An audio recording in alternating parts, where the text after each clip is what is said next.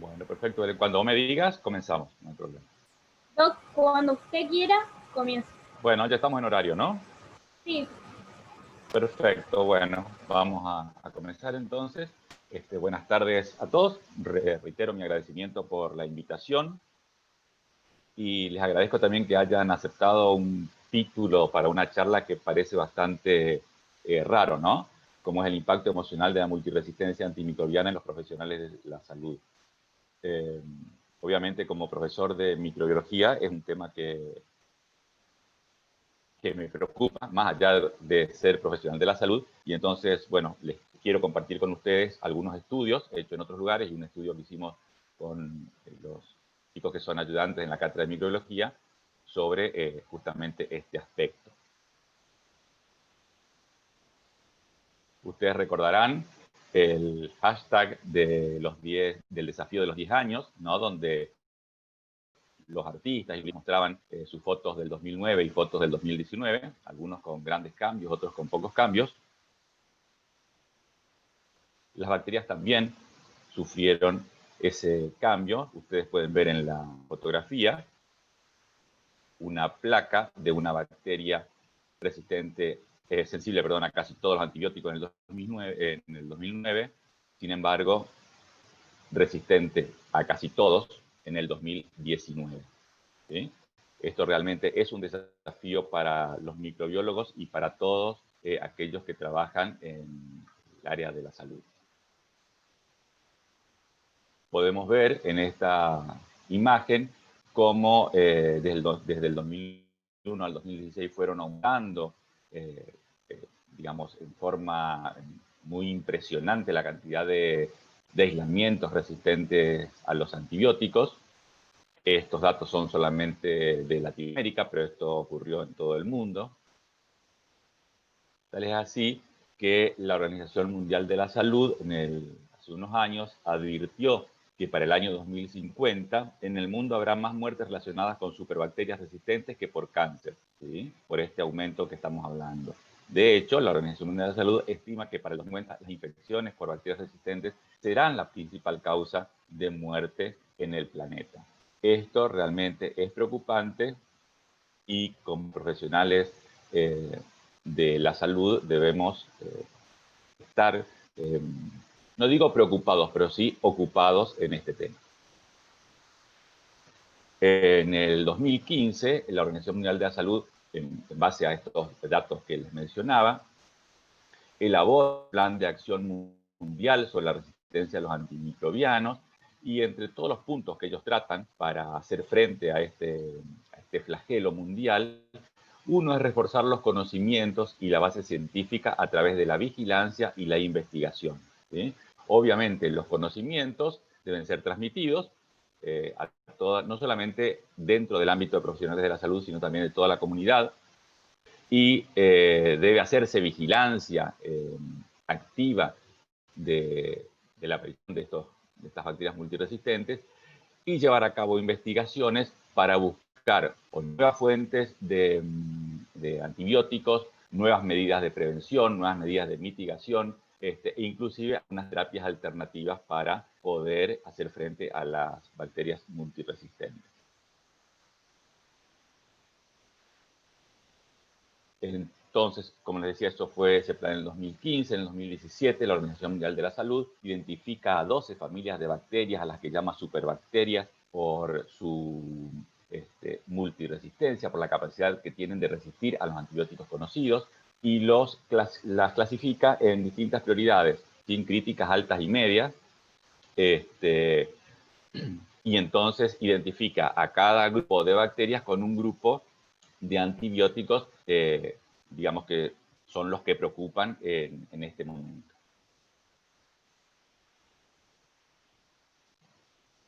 Pero vamos a repasar algunas cositas. ¿A qué denominamos resistencia bacteriana a los antimicrobianos? O sea, ¿cuándo una bacteria es considerada resistente a un antimicrobiano? ¿Sí? Cuando la concentración de la droga o de ese antibiótico que se alcanza en el sitio de la infección es menor a la concentración que se necesita para que esa bacteria se muera, ¿sí? Y esa resistencia puede ser natural, intrínseca, o sea, la bacteria la tiene naturalmente en su hábitat natural, por ejemplo, aquellos que están en la tierra o en los animales, o puede adquirirla, ¿sí? Ustedes sabrán que esta adquisición puede ser a través de mutaciones o a través de la adquisición de material genético proveniente de otras bacterias del mismo o de distinto género y especie. Entonces, realmente lo que preocupa no es la resistencia natural, porque esas las bacterias ya la tienen, sino lo que preocupa es la adquisición de nuevos mecanismos de resistencia por parte de las bacterias. Entonces, vamos a ver los distintos niveles, antes de entrar de lleno en el tema de la charla, los distintos niveles de resistencia. Acá tenemos el ejemplo de una bacteria resistente, Escherichia coli. Fíjense que solamente es resistente a ampicilina, ¿sí? Vemos que es sensible a todos los otros antibióticos, o sea que existen muchísimas opciones terapéuticas para hacer frente a una infección por esta bacteria, ¿sí? Estas bacterias no son las que nos preocupan mayormente. Después tenemos las bacterias multiresistentes, que son aquellas que son resistentes a 3 o más familias de antibióticos. Acá tenemos, por ejemplo, un Staphylococcus aureus, ¿sí?, que es resistente a los betalactámicos, a los aminoglucósidos, a los macrólidos y a las quinolonas, ¿sí? Entonces decimos que esta bacteria es multiresistente. Y entonces aquí ya sí nos encontramos con el primer problema en tratar a este paciente. ¿Por qué? Porque vemos que nos quedan pocos antibióticos a los cuales es sensible con respecto a la bacteria que veíamos anteriormente, por ejemplo. Y muchas veces estos antibióticos de segunda y tercera línea son muy caros o no llegan al sitio de la infección. Después tenemos aquella resistencia extensiva o la extensiva resistencia. En este caso tenemos una Pseudomonas aeruginosa. Se dice que una bacteria es extensivamente resistente cuando solamente queda un antibiótico para hacer frente. Y fíjense, en este caso tenemos que es resistente a los betalactámicos, ¿sí?, es resistente a los aminoglucósidos, es resistente a los carbapenemes, es resistente a las quinolonas y es resistente a un montón de otros antibióticos que nos figuran acá porque Pseudomonas aeruginosa ya tiene esa resistencia natural, intrínseca, ¿sí? Entonces vemos que solamente nos queda colistina como única herramienta para el tratamiento, ¿sí? Y por último, tenemos las bacterias panresistentes, que son aquellas bacterias que son resistentes a todos los antibióticos conocidos. O sea, no existe ningún antibiótico con el cual se la pueda tratar. En junio del 2016, acá tenemos una de Nora Bar, que es una divulgadora científica muy importante en nuestro país, donde comunica que apareció en nuestro país la primera bacteria panresistente, una Providencia stuarti, que era resistente absolutamente a todos los antibióticos conocidos. ¿Cuál es el problema de estos microorganismos multiresistentes, extensivamente resistentes o panresistentes?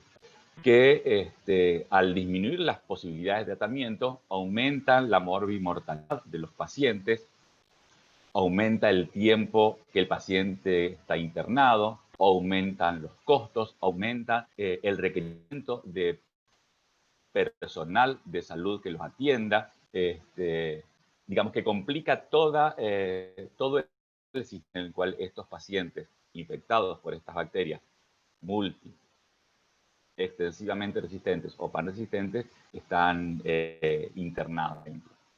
Pero no solamente afecta al personal de salud, sino también afecta al entorno de ese paciente, ¿sí? Porque los familiares de esos pacientes también ven que las posibilidades de sobrevida de su ser querido se ve limitada porque ya no depende del antibiótico que se le dé, porque son muy pocas las posibilidades, sino más bien de su propio sistema inmune, de su propia capacidad de respuesta frente a la infección. Entonces, últimamente se vio que en algunos países esto tenía un impacto muy importante sobre el personal de salud. Entonces, por eso la pregunta que nos hacemos, ¿cuál es la actitud del personal de salud ante la multiresistencia antimicrobiana. Acá tenemos un trabajo del año pasado, donde dice donde estudia, digamos, en un estudio transversal que se hizo en Arabia Saudita, donde estudian cuál es la percepción del personal de salud frente a la implementación de programas de gestión de la multiresistencia antimicrobiana.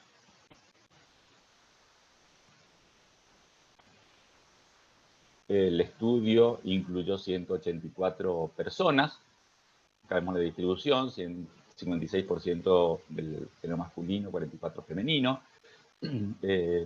La mayoría era menor de 30 años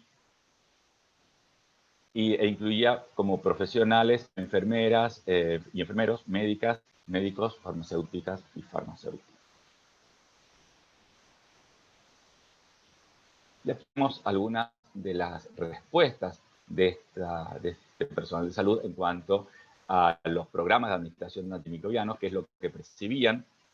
Vemos, por ejemplo, que la mayoría estaba de acuerdo con que la resistencia a los antimicrobianos es un problema en todo el mundo.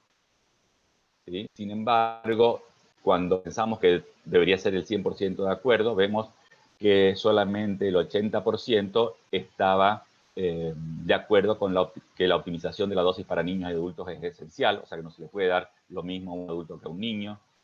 También el 80% estaba en desacuerdo con que si los síntomas mejoran antes de que se complete el ciclo, debía suspenderse. El 20% estaba de acuerdo con que todo el mundo debería poder comprar antibióticos sin receta, por ejemplo. ¿Sí? Sabemos que la automedicación es un problema también en la prevención de la multiresistencia. Muchos estaban de acuerdo con que la resistencia a los antibióticos es un problema en su práctica diaria, ¿sí? No lo veían como una cosa que no los afectaba. Por suerte, la mayoría bien entendía que las malas prácticas de control de infecciones por parte de los profesionales sanitarios provocan un aumento en la multiresistencia. ¿Sí? Entonces vemos cómo que si bien quisiéramos que estén 100% de acuerdo en algunas cosas o 100% en desacuerdo en otras, no es tan homogénea la opinión, las percepciones que tiene el personal de salud hacia programas de administración de antibióticos en los hospitales. Bueno, este es en un hospital específicamente. En cuanto a las actitudes que tenían los médicos,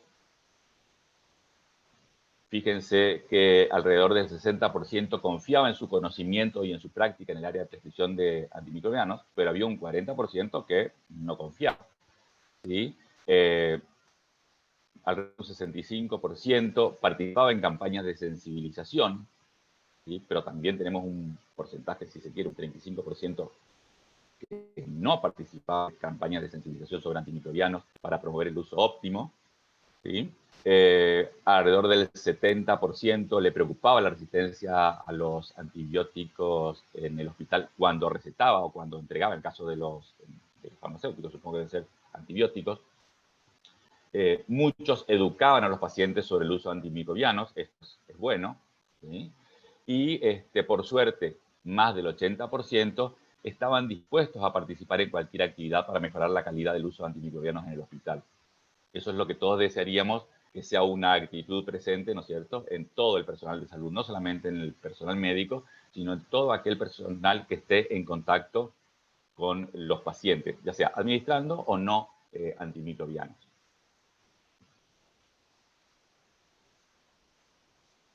¿Cuáles son las conclusiones de ese trabajo que les mostré?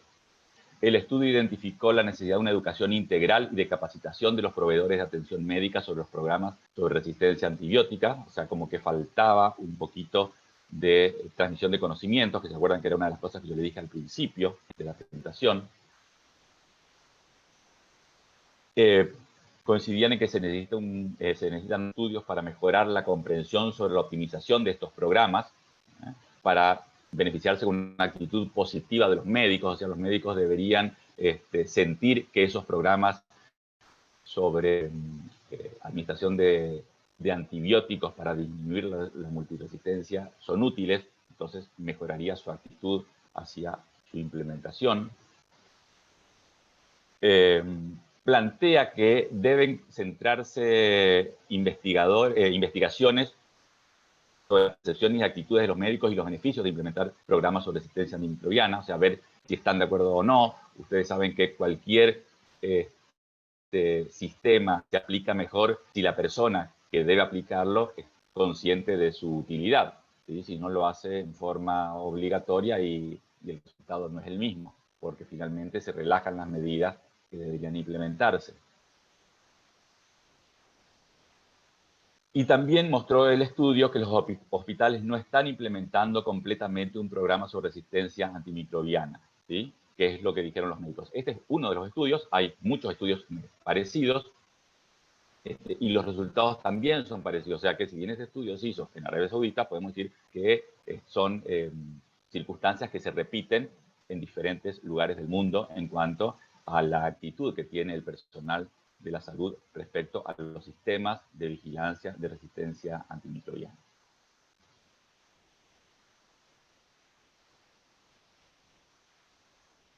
Acá tenemos otro estudio, y este ya se está acercando, o se acerca más a lo que queremos transmitir en este momento, que es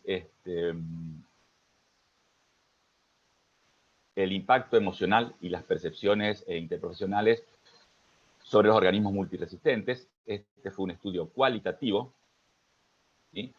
Donde se entrevistaron diferentes integrantes del equipo de salud, 51 trabajadores de 5 hospitales, 37 eran mujeres y 14 eran varones. Acá vemos que se incluyeron numerosas profesiones, ¿sí? Médicos, paramédicos, enfermeras, fisioterapeutas, farmacéuticos, biotecnólogos, un médico docente, un reportero médico, ¿sí? Las enfermeras también pertenecían a distinta actuación dentro del hospital, fíjense, de salas, de quirófano, responsables de higiene, enfermeras de anestesia, tenemos un especialista en seguridad del trabajo. Y en este estudio se identificaron 3 principales temas. Primero, cuáles son las barreras significativas en la educación de los médicos y en la información hacia los laicos. Los laicos lo llaman ellos aquellas personas que no tienen nada que ver con el ambiente de salud, como serían, por ejemplo, los familiares o amigos de los pacientes, incluyendo a los pacientes, ¿sí?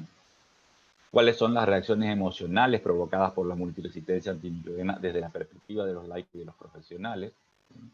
¿Y cuál es la carga económica percibida, ¿sí?, de la presencia de organismos multiresistentes en el hospital o en el lugar de trabajo? Entonces vamos a ver algunos resultados de este trabajo. ¿Cuál es el impacto sobre los recursos hospitalarios? Los participantes mencionaron un serio impacto de la multiresistencia en el tiempo que demanda al personal de salud y a los recursos financieros, ¿sí?, en la gestión general y en la economía hospitalaria. ¿Qué quiere decir? Que cuando estamos enfrente de un paciente con un germen, una bacteria multiresistente, se tienen que activar un montón de mecanismos que son diferentes a aquellos que están activados cuando el paciente tiene una bacteria fácilmente tratable, ¿sí?, que lleva más tiempo, más dedicación, más dinero y obviamente más personal. La falta de tiempo en el personal se percibió como dominante para la gestión. Se detectó escasez de recursos médicos especializados, ¿sí? En este caso sería de médicos infectólogos, ¿sí?, porque muchas veces el clínico puede manejar hasta cierto punto este tipo de pacientes, pero cuando se enfrenta a un germen multiresistente o resistente o panresistente, ya se requiere la participación de médicos especialistas, inclusive de enfermeros especialistas en control de infecciones, por ejemplo.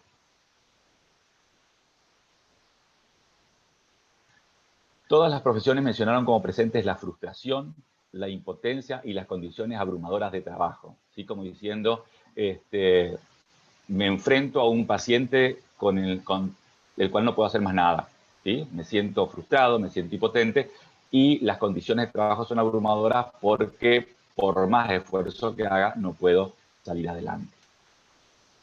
Y en estos hallazgos se superponen todas aquellas emociones, ¿sí? Que es lo que uno exterioriza, y los sentimientos, que es lo que uno por ahí lo siente pero no lo exterioriza, ¿no? Lo que es más interior, digamos. En cuanto a las estrategias de comunicación y educación, los participantes sugirieron que con frecuencia hay una falta de una educación adecuada, ¿sí? Sobre la multiresistencia antimicrobiana y el manejo. Ya lo mencionamos antes en el otro trabajo también. Los profesionales mencionan varias veces la incertidumbre y los déficits en el conocimiento y habilidades, ¿sí? Esto lleva a una sobreestimación de riesgos con precauciones de barreras innecesarias. O sea, muchas veces todo el personal dice, bueno, uso todo, uso la cofia, el barbijo, la antiparra, el guardapolvo descartable para enfrentarme a un paciente. Y obviamente esto, fíjense que es como un círculo vicioso, ¿no? Lleva a que uno pierda más tiempo, que uno se sienta como más tensionado, que se gasten más recursos, ¿sí? Eso es lo que se refiere con la sobreestimación de riesgos. También mencionaron la ignorancia sobre el tema y poca disciplina sin consecuencias y evasión. O sea, ¿qué es poca disciplina sin consecuencias? Quiere decir que, bueno, no me importa, no me lavo las manos, no tengo la precaución necesaria, total, no hay ninguna consecuencia, no me quitan el trabajo, no me bajan el sueldo, no hay ninguna consecuencia personal para el personal. Y evasión, ¿qué sería? Que lo mencionaba en el trabajo, lo mencionan principalmente en residentes y en, digamos, personas jóvenes. Es decir, bueno, a esa habitación entro último o a ese paciente lo reviso último, y total, después le toca a mi colega, ¿sí? Si paso, le toca a otro. Entonces, a eso se refiere con evasión. Otra cosa que se menciona en este estudio, ustedes vayan pensando, quienes están trabajando en algún hospital, alguien que esté haciendo alguna rotación, alguna pasantía, que tenga experiencia, si no son cosas que le vienen a la mente normalmente. Menciona que la educación básica en higiene difiere dramáticamente entre profesiones, ¿sí? Tanto en profundidad, en calidad y en tiempo dedicado a la higiene.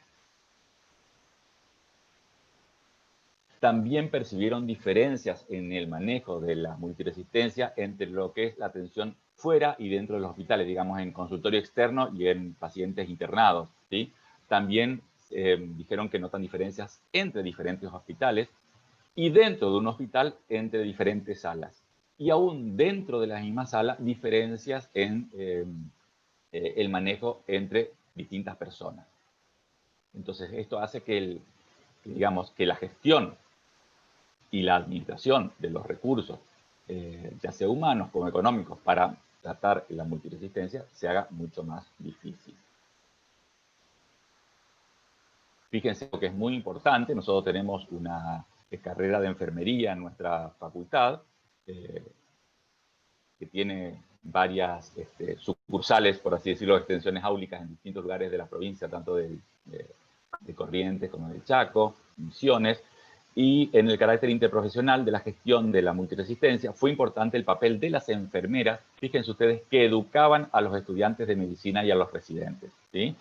Acá se reitera, digamos, lo que decíamos, que hay una diferencia en la educación básica en higiene entre profesionales en profundidad, calidad y tiempo dedicado.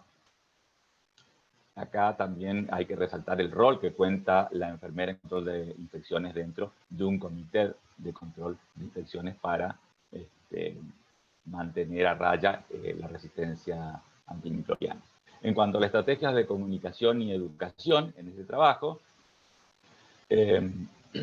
decían que para los encuestados decían que para la implementación de estas estrategias, los déficits de comunicación eran importantes, las barreras médicas del idioma, las barreras médicas en relación al médico con el paciente, obviamente, o con los familiares, ¿sí? Normalmente quienes estamos en ciencias de la salud, estamos tan acostumbrados a manejar un léxico, digamos, dentro del léxico médico, si se quiere, que muchas veces el los laicos, como mencionan en el trabajo, no alcanzan a entenderlo, ¿sí? La incertidumbre sobre qué método de información utilizar, cómo decirle al paciente o al familiar que tiene una infección por un germen multiresistente o pan resistente y que no, o que hay muy pocas alternativas terapéuticas o que no hay ninguna, ¿no? Y entonces ellos notan que es un papel muy importante en la transferencia de estos conocimientos, ¿sí? Tanto entre un médico especialista a otro médico, a los pacientes y visitantes, especialmente a los niños, ¿sí? Digamos, en el caso de los pediatras, por ejemplo.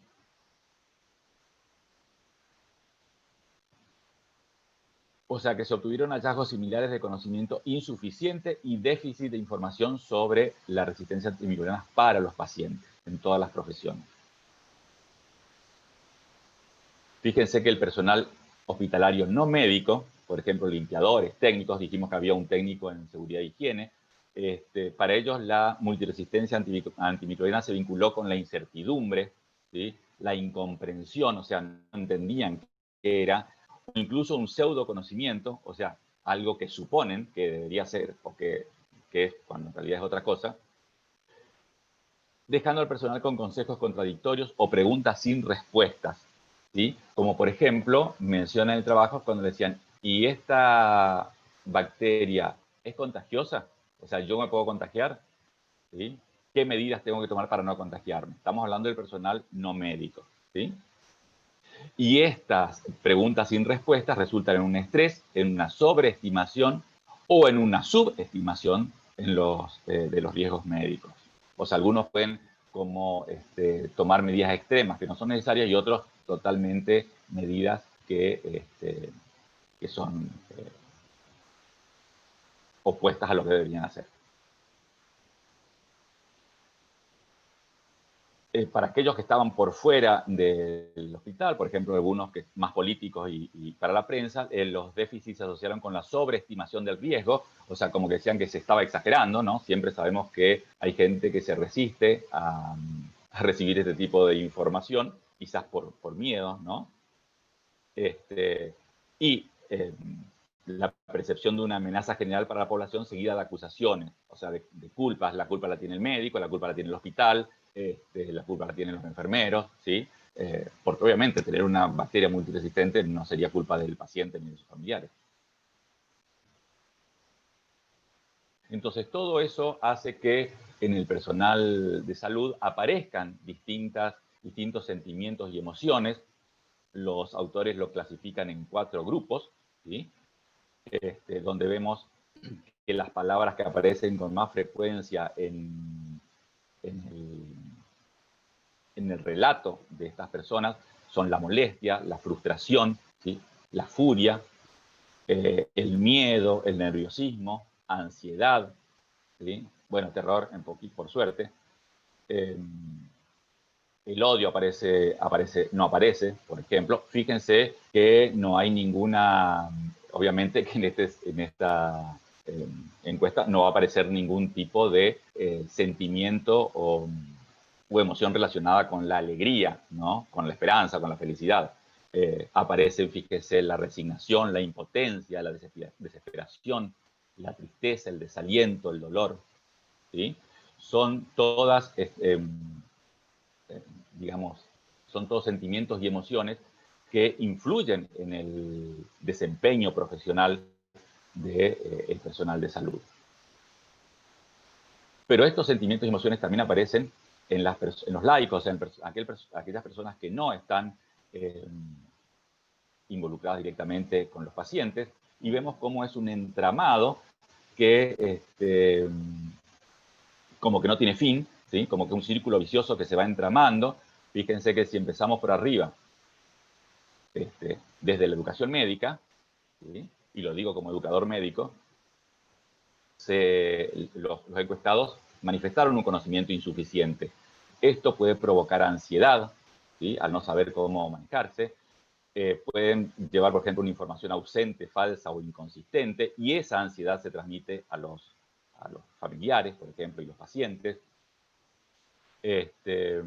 ese conocimiento insuficiente en el personal de salud hace que haya un estrés, ¿sí? Obviamente hay falta en la transferencia de conocimientos, y nuevamente fíjense que va a esa información ausente, falsa o inconsistente, que lleva también a la tristeza, ¿sí? Al enojo por parte de los familiares, por ejemplo. A eso le tenemos que sumar la enfermedad de base, porque el paciente no, realmente se interna por otra patología y la infección por un multiresistente aparece como sobreagregada. Entonces, esto aumenta la ansiedad, la tristeza, el disgusto y el enojo en los familiares, ¿sí? La falta de información lleva a la sobreestimación del riesgo, como decía en el caso del personal que abusaba de las barreras de protección, por ejemplo. Puede haber un sobreaislamiento, ¿sí? Y nuevamente eso lleva a la tristeza, al estrés. Fíjense cómo se van entramando todas estas situaciones que no se dan en forma aislada, ¿sí? Y cuando se van sumando, hacen que el personal de salud manifieste esas emociones y sentimientos que yo les mostraba en la diapositiva anterior. Entonces, básicamente, en el personal de salud aparece el enojo, la ansiedad y la tristeza, y en los laicos, o sea, personal, o sea, aquellos que no son personal de salud, la ansiedad, la tristeza, el disgusto y el enojo, ¿sí? O sea, aquí aparece el disgusto también, ¿no? ¿Y a qué se debe esto? A que dentro del conocimiento general hay un conocimiento insuficiente, ¿sí? Entonces estos pacientes demandan información, ¿sí?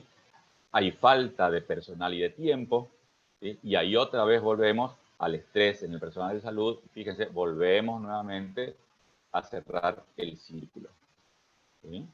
Entonces, uno podría decir que esto se puede cortar en algunos de estos principios del ciclo. Por ejemplo, en la educación médica, ¿sí? Como vieron que dijimos en las primeras diapositivas, en las recomendaciones de OMS, aumentar el conocimiento, ¿sí? No solamente en los médicos, sino en la población general. Fíjense que si yo esto aumento, todo lo otro disminuye, ¿sí? Si yo aumento el personal, ¿sí? Y disminuyo el tiempo que cada persona tiene que dedicarse a esto, o sea, le doy más tiempo para que descanse, para que estudie, entonces eso también puede mejorar digamos, todo este sistema de gestión de la resistencia antimicrobiana. ¿Cuáles son las conclusiones de ese trabajo? Que hay una insuficiente implementación de estrategias de conocimiento y comunicación sobre resistencia antimicrobiana, que es lo que decíamos, que eran los cuadritos al principio del diagrama, ¿sí? Con una demanda para que los laicos reciban información por parte del personal de salud, quienes frecuentemente están sobrecargados. Fíjense, acá volvemos. La demanda de los familiares y visitantes, la falta de comunicación y conocimiento en el personal médico, que además ya están sobrecargados por la falta de tiempo y de personal, como habíamos dicho. De este trabajo también sale que la multiresistencia antimicrobiana genera efectos secundarios psicosociales con impacto en la gestión sanitaria, en las relaciones profesional-paciente y en las relaciones interprofesionales.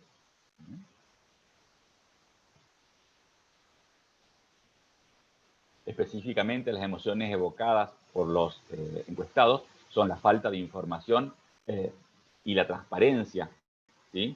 Que ellos consideran que juegan un papel importante en disminuir esa carga emocional que conlleva hacer frente a un paciente con una bacteria multi extra o panresistente. Entonces, los autores concluyen, en base a las declaraciones de los encuestados y entrevistados, que las capacidades en higiene no deben limitarse a las habilidades básicas, como decir, bueno, solamente tiene que lavarse las manos, ¿sí? Sino que hay que hacer, digamos, una capacitación mucho más profunda, ¿no? Y continua. Y además, la implementación de sistemas sobre control de resistencia antimicrobiana deben estar compuestos por técnicas de comunicación y educación, ¿sí?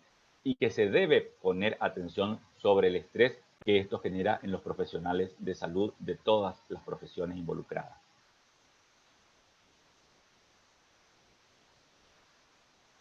Bueno, entonces, después de haber visto estos trabajos, y otros muchos más, obviamente que no se los puse por cuestiones de tiempo y de organización y porque algunos repiten los mismos resultados, se nos ocurrió hacer un trabajo exploratorio con los auxiliares docentes de la Cátedra de Microbiología de la Facultad de Medicina.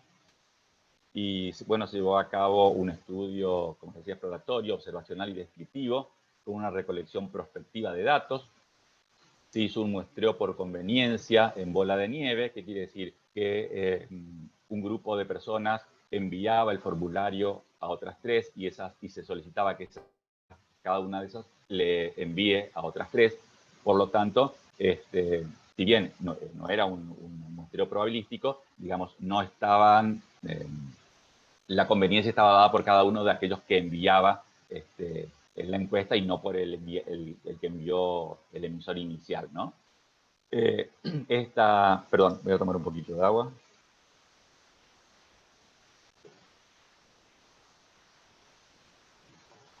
Era una encuesta anónima, en línea, autoadministrada, o sea, los encuestados tenían que completarla ellos solos, mediante un formulario que se enviaba por WhatsApp, ¿sí? Entonces llegaban todas las respuestas y en total, en un plazo, la verdad que se hizo un plazo muy corto, porque como les digo, fue exploratorio, esto abre la puerta para hacer un trabajo mucho más grande, se incluyeron 60 participantes. Si vemos la profesión de los encuestados, el 25% fueron médicos, el 10% fueron enfermeras o enfermeros, el 19% fueron bioquímicos y el 6% fueron odontólogos, ¿sí? No se entrevistaron porque dio la casualidad que nadie envió, digamos, a ningún, o si envió, ninguno contestó, técnicos o kinesiólogos o fisioterapeutas. O sea, la mayoría fueron, la cuarta parte fueron médicos o médicas. Se les preguntó si la actividad se relacionaba con la microbiología, la infectología o el control de infecciones, ¿sí? Y el 44%, 44 personas dijeron que sí. Acá les dije mal, ¿eh? Más del 40%, 25 eran médicos, que es el 41%. Les dije mal porque leí el número. Acá vemos que sobre 60, 44 personas dijeron que sí, que estaban relacionados, un 73% aproximadamente, estaban relacionados con la microbiología, la infectología o el control de infecciones. ¿Por qué se hizo esto? Porque se quería ver si la percepción de lo que íbamos a ver más adelante tenía que ver con tener mayor o menor conocimiento sobre el tema. Se preguntaba si el lugar donde trabajaba posee salas de internación, porque se sabe que aquella persona que está expuesta a un paciente internado, con el cual tiene que estar en contacto mucho tiempo, podría tener una percepción diferente de aquella persona que lo ve eventualmente o que no lo ve nunca, ¿no? Entonces, 39 personas, que sería un 63% aproximadamente, un 64%, dijeron que sí, que poseía salas de internación en el lugar. 35 personas, que es alrededor del 60%, contestaron que esa institución era un hospital. Otros que era una clínica sanatorio. Acá vemos que 17 contestaron otro, que esto incluía, por ejemplo, salas de atención primaria, o SAPS o CAPS, ¿sí? Centros de atención primaria. Algunos trabajaban solamente en la universidad como docentes, o en consultorios externos, ¿sí? Que no tenían que ver con un hospital o una clínica o sanatorio, sino digamos, un consultorio separado. Después se le preguntó el lugar específico de trabajo, digamos, 16 contestaron que trabajaban en laboratorios, ¿sí? Obviamente suponemos, no es que suponemos, sino que fue cuando hicimos, esto eran los bioquímicos, ¿no? 13 en consultorios externos, como le decía, de estos 17, y cuando se puso otro, bueno, algunos decían, obviamente, consultorio odontológico, también la universidad, etcétera.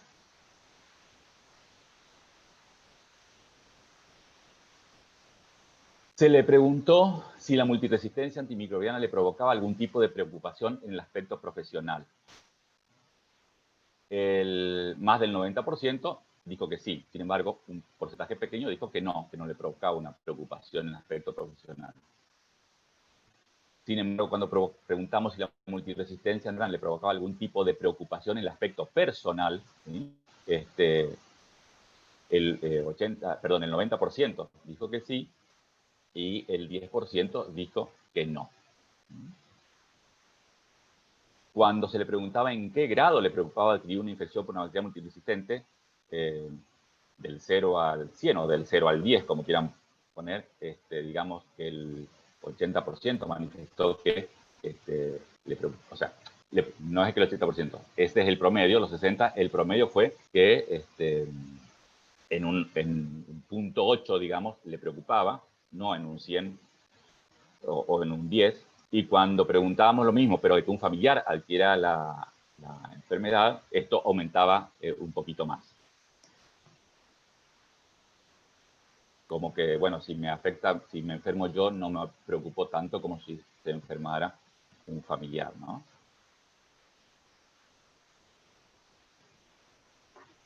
Habíamos hablado mucho durante esta charla sobre la parte correspondiente a la información, a la capacitación, a la educación. Entonces quisimos preguntar si asistió a alguna capacitación sobre resistencia antimicrobiana en los últimos 2 años. ¿Sí? Solamente el 61% contestó que sí y cerca, o sea, el 39% contestó que no había asistido a ninguna capacitación sobre resistencia antimicrobiana en los últimos 2 años. Acá no muestro los resultados, pero cuando se filtra para ver quiénes contestaron que sí y quiénes contestaron que no, no hay diferencia entre aquellos, ¿se acuerdan que preguntamos al principio si estaban relacionados con algún área de la infectología o de la microbiología o del control de infecciones? ¿Sí? No hay diferencias, es la misma respuesta. Lo mismo si lo separábamos por profesiones, tampoco se encontraron diferencias. O sea que digamos que esto es una cuestión transversal a todas las profesiones encuestadas. Cuando se preguntó, ¿sabe que existen las bacterias pan resistentes? ¿Sí? El 70% dijo que sí, que sabía, y un 30% no sabía. Cuando volvemos a filtrar los resultados por profesiones, también se nota que no hay diferencia. O sea que esta falta de conocimiento, este desconocimiento también atraviesa a todas las profesiones encuestadas. Cuando preguntamos qué importancia le da a la capacitación del personal de salud en la prevención de la multiresistencia, el promedio de respuestas fue un 90%. ¿Sí? ¿Qué importancia da el lavado de manos en la prevención de la multiresistencia? También cerca del 90%. Al uso racional de antimicrobianos en la prevención de multiresistencia, menos del 90%. Al uso de vacunas existentes en la prevención de la multiresistencia, alrededor de un 70%. Fíjense que estos 4 puntos que pusimos son aquellos puntos fundamentales o pilares fundamentales que son, para hacer frente, que son útiles para hacer frente a la multiresistencia. ¿Sí? La capacitación, el lavado de manos, el uso racional y el uso de vacunas. Obviamente estamos hablando de vacunas bacterianas, ¿no? Estamos hablando de resistencia a los antibióticos. Entonces, ¿cuáles reflexiones que podemos hacer sobre este trabajo? No decimos conclusiones porque en realidad, como ya les dije, no fue un muestreo probabilístico, no se consultó tanta gente, 60 personas, si bien es un número importante, comparado con la cantidad de profesionales que tenemos en nuestra región, sería bajo para un estudio de este tipo cuantitativo. Las reflexiones son que la multiresistencia bacteriana representa en gran medida una preocupación para los estados, tanto en el aspecto personal como en el aspecto profesional.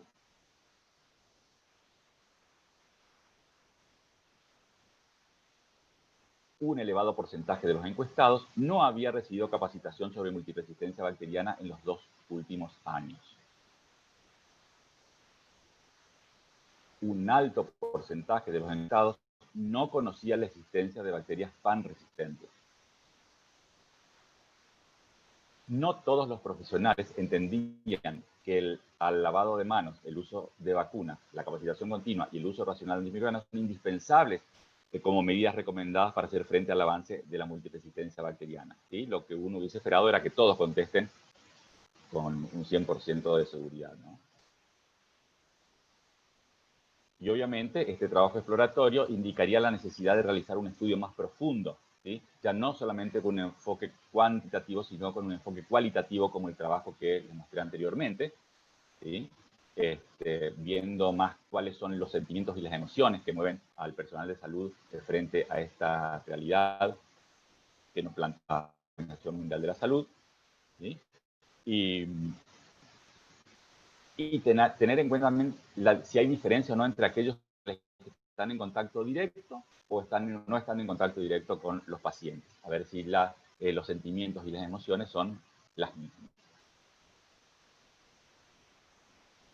Bueno, entonces fíjense que en base a esto que les mencioné y en base a lo que se venía sabiendo, en el 2015 la Organización Mundial de la Salud solicita que se participe en la primera Semana Mundial de Concientización sobre los Antibióticos. ¿Sí? Esta era una necesidad que aparecía en los trabajos, o sea, concientizar al personal de salud y a los laicos sobre la importancia de la multiresistencia, donde el eslogan era antibióticos, manéjalos con cuidado, y enviaban mensajes claves como que entender que los antimicrobianos son recursos no renovables, que son recursos finitos, que son recursos que una vez que se pierden es muy difícil poder volverlos a poner en práctica, aunque no es imposible. ¿Sí? Sabemos que antibióticos antiguos que se dejaron de usar ahora vuelven a ser útiles, y esto podría, digamos, hacerse más frecuente si se utiliza racionalmente a los antimicrobianos. Reducir el uso inapropiado e inadecuado de los antibióticos, asumir la responsabilidad que le compete a cada uno, ya sea equipo de salud, hospitales, farmacias, a la comunidad, medios, a los productores agropecuarios. Sabemos que mucha resistencia antibiótica está relacionada con actividades agropecuarias, obviamente a las sociedades científicas, a los colegios de profesionales, a las universidades y a los organismos públicos. Cada uno juega un rol importantísimo desde su lugar.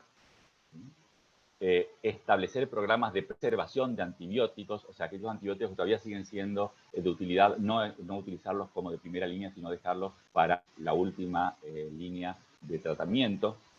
Fortalecer los programas de control de infecciones que veíamos en los distintos trabajos que como que no son muy rigurosos o no son muy aceptados o no están bien implementados, muchas veces por falta de información, por falta de tiempo, por falta de personal. Y obviamente difundir la problemática, ¿sí? Yo creo que nosotros, desde nuestro lado como educadores y del lado de los estudiantes de cualquiera de las carreras de ciencia de la salud, difundir esta problemática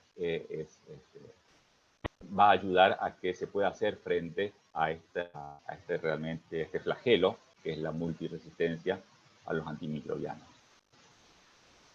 ¿Qué pueden hacer los profesionales de la salud? Obviamente mantenerse actualizados acerca de la multiresistencia. Habíamos visto varias veces que aparecía el tema de la falta de actualización. Lavarse las manos, desinfectar el instrumental y el entorno.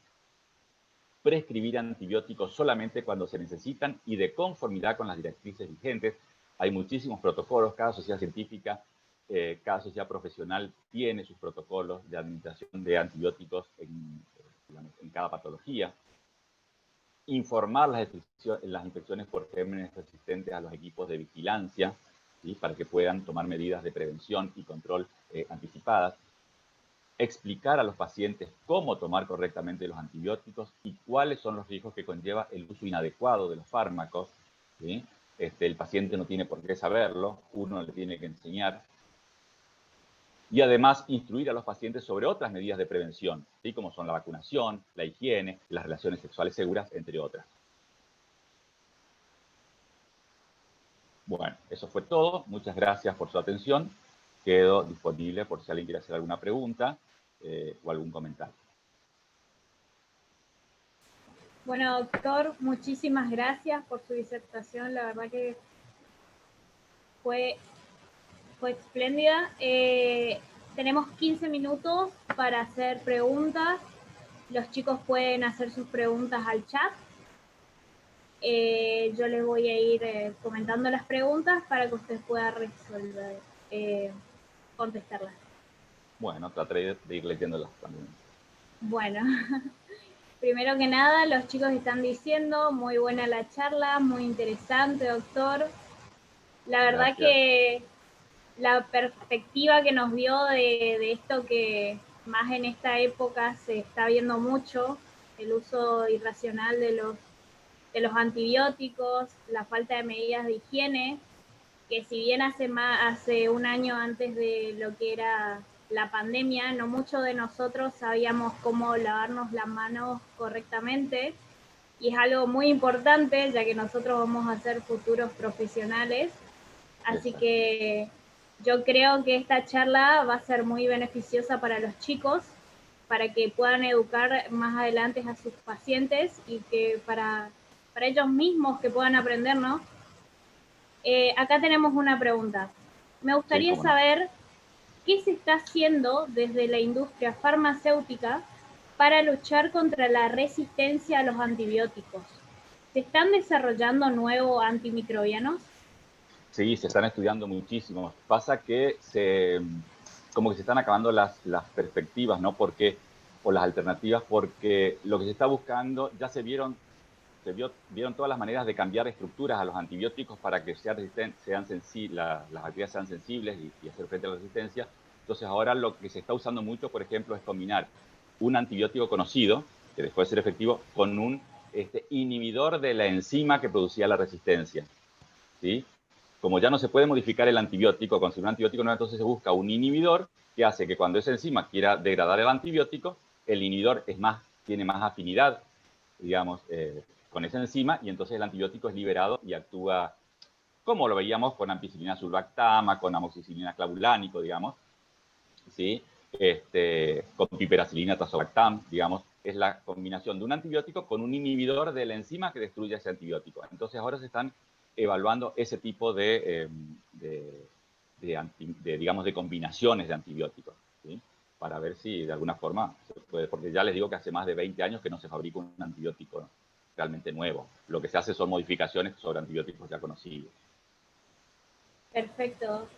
Y también nos dicen, muy interesante la charla, muchas veces nos centramos en los aspectos meramente biológicos y descuidamos la esfera emocional. Es algo muy interesante, la Así verdad. es, tiene razón. Excelente charla, muy importante el tema de la desinfección y esterilización en materiales de uso médico y uso racional de antibióticos. La única pregunta que tengo, dice una chica, es cómo podemos ayudar desde nuestro lugar a las personas que se quieren automedicar. Por ejemplo, con esto del COVID, muchas personas por miedo se suministran antibióticos. ¿Qué podemos hacer desde nuestro lugar?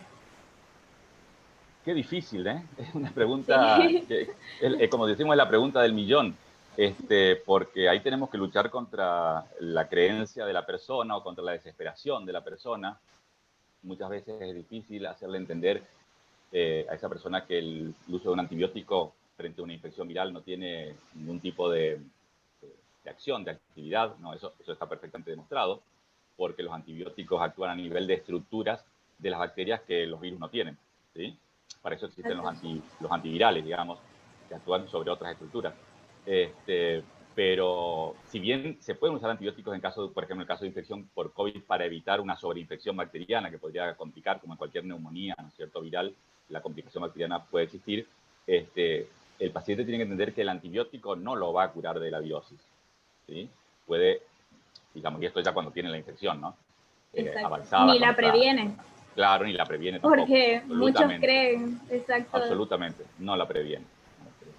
Así es. Muy bien, Doc. Luego dicen, doctor, antes que nada felicitarle porque creo que es de tal importancia que todos tuviéramos conocimiento sobre la resistencia a los antibióticos, ya que es algo que está entorpeciendo el cuidado de los profesionales de la salud en el ambiente hospitalario. Mi pregunta es, ¿no cree usted que es de vital importancia que se realizaran capacitaciones no solo a los profesionales de salud, sino también a la comunidad en general? Sí, totalmente de acuerdo. Y vieron que en el esquema en esa maraña de fletitas que habíamos visto, aparecía abajo como la información a los laicos, le llaman los autores, que son las personas que no tienen nada que ver con el sistema de salud, ¿sí? O sea, no solamente la información a los profesionales de salud arriba, sino también a la población. ¿Por qué? Porque después, al tener que enfrentarse con un profesional que le dice, mire, usted o su familiar tiene una bacteria multiresistente, el paciente o el familiar ya va a saber de qué se está hablando, ya va a saber que hay pocas cosas para hacer, de que, digamos, la ansiedad no conduce a nada, el enojo no conduce a nada, solamente tenemos que esperar que el antibiótico se le esté dando o que las medidas de sostén para el paciente le salven la vida. Entonces, eso es importante, porque eso va a bajar la carga emocional, ¿sí? Es como cuando a un paciente le dicen que tiene una enfermedad terminal y quizás eso el familiar lo entiende más, ¿sí?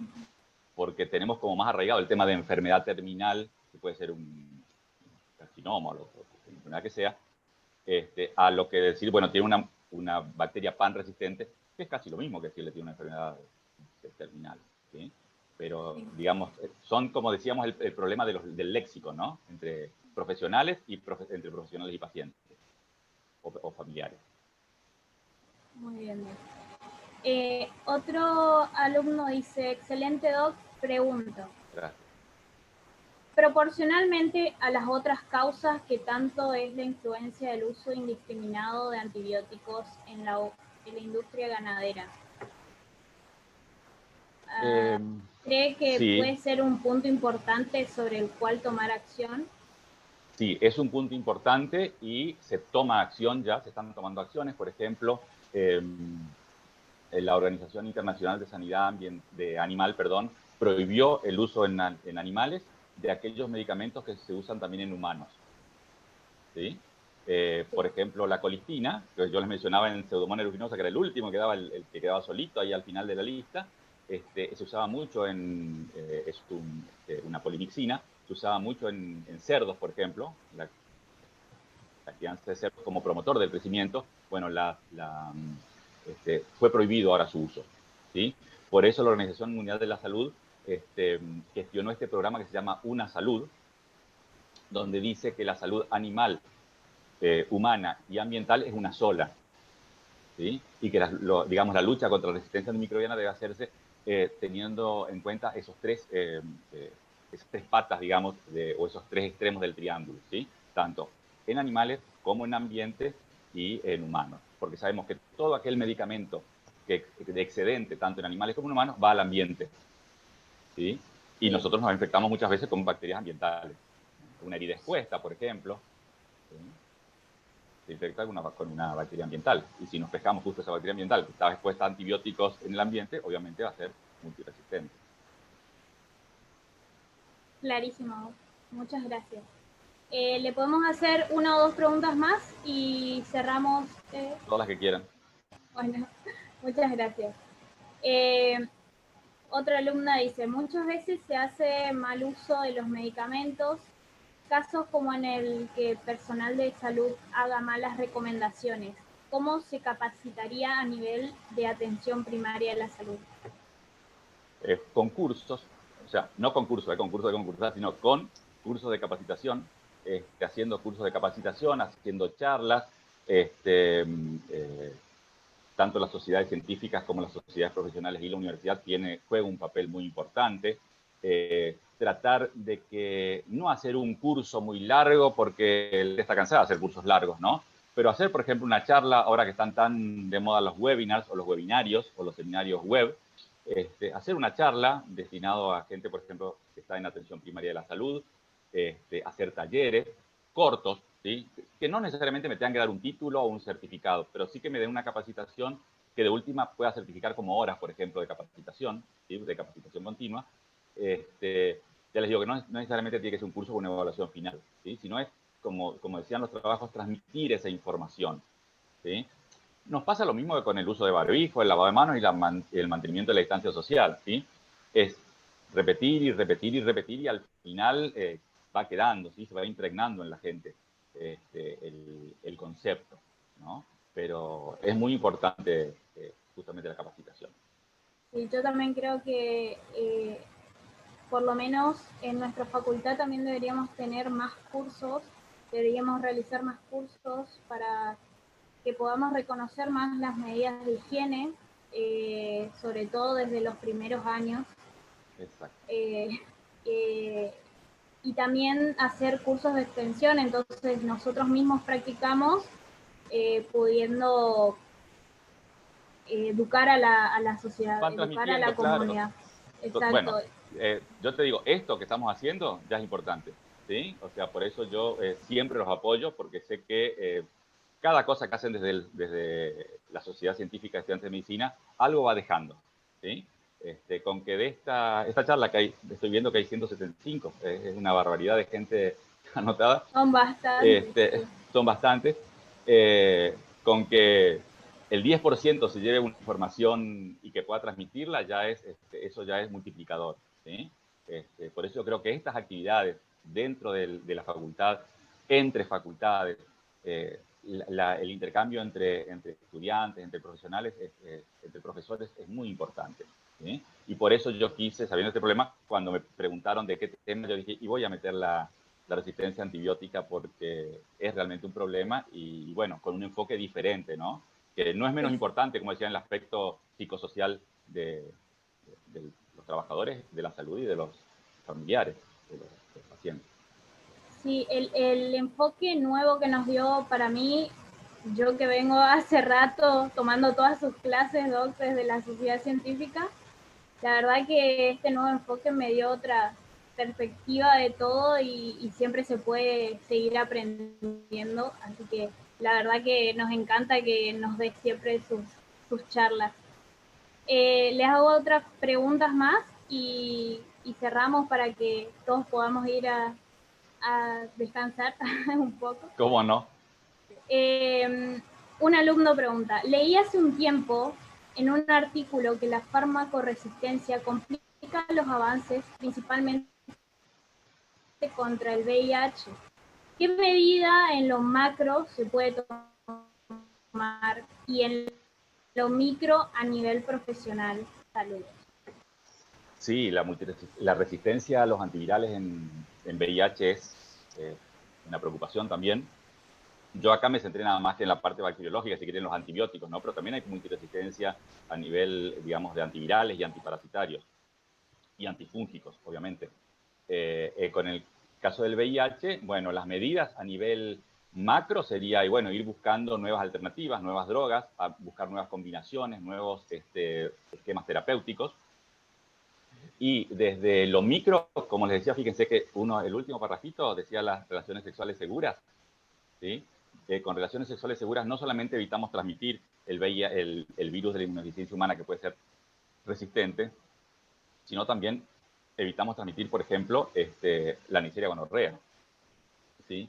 Neisseria gonorrea es un problema también en cuanto a su resistencia. Al principio todas las Neisserias eran sensibles a penicilina, entonces uno le daba al paciente penicilina y se curaba de la gonorrea y de la sífilis. ¿Sí? Ahora le da penicilina y solamente se cura de la sífilis y le queda la gonorrea, ¿sí? Entonces, se está viendo mucha resistencia, por ejemplo, a las quinolonas, que eran unas drogas de elección para el tratamiento de la gonorrea, justamente por el uso, digamos, irracional de los antibióticos y por la transmisión, digamos, de persona a persona de esta bacteria multiresistente. ¿Sí? O sea, se puede trabajar desde lo macro, siempre tenemos que trabajar hacia. No siempre la responsabilidad está en los de arriba, también tenemos mucha responsabilidad nosotros como individuos, como sociedad. Eso tenemos que reconocer también. Sí, estoy totalmente de acuerdo. Bueno, la última pregunta dice que si no es problema, ¿podría recomendar alguna revista científica o lugar de divulgación? ¿Como para leer o como para divulgar la revista, digo? Como yo creo que es como para informarse en relación al tema. Bueno, o yo le diría alguna que, publicación aparte yo diría que de las... Sí. Sí, que no hay una en sí. O sea, cualquier revista científica, digamos, dentro de la rama de la medicina puede tener enfocar este tema. Yo les diría que pueden buscar o en Google alguna revista, o en PubMed, por ejemplo, o en Cielo, ¿sí? Que son los buscadores que uno más utiliza. Y ustedes ponen multiresistencia bacteriana o ponen multiresistencia a los antibióticos, cualquiera de esas palabras claves, ya sea en español o en inglés, y le van a aparecer un montón de trabajos, no solamente sobre el aspecto médico, sino, o clínico o microbiológico, sino, por ejemplo, artículos como los que yo les mencioné, que hay muchos, sobre el aspecto emocional y psicológico que esto provoca sobre el personal de salud. Muchas gracias, Doc. Bueno, nuevamente muchas gracias por su tiempo y por su buena predisposición siempre a tratar de educarnos y de informarnos un poco más. Estuvo increíble su charla y muchas gracias a los chicos que nos acompañaron por su atención, por quedarse hasta el final. Les vamos a pasar una encuesta, se la voy a pasar por el chat, ¿sí? Una encuesta de satisfacción. La palabra clave es microorganismos, todo en mayúscula, ¿sí? Microorganismos, todo en mayúscula, chicos, por favor no se olviden. Cualquier duda que tengan, nos pueden mandar mensaje a nuestras redes, correo, Twitter, Facebook, Instagram, ¿sí? Les vamos a estar contestando. Muchas gracias, Doc, nuevamente. No, por favor, muchas gracias a ustedes y muchas gracias a los participantes. Éxitos en este congreso. Gracias, Doc. Los esperamos para el próximo congreso, sí o sí. Siempre estoy. Gracias. Gracias a ustedes. Chicos, les voy a dejar abierto unos 10 minutos más para que no tengan problema y puedan seguir ustedes llenando el cuestionario, ¿sí?